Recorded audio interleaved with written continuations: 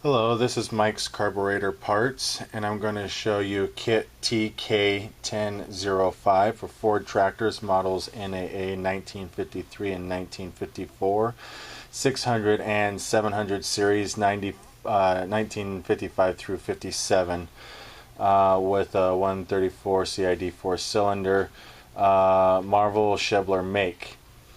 This kit contains the flanged gasket, the bowl gasket.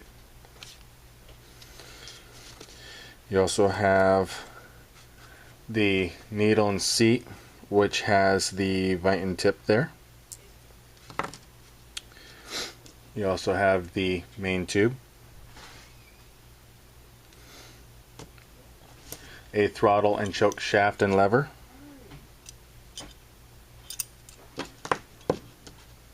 power adjuster needle and spring here, the idle needle screw, set screw there,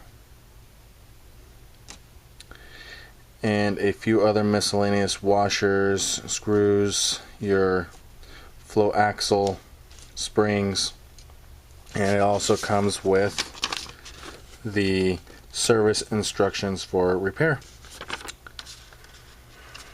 Again, this was kit TK1005 for Ford tractors.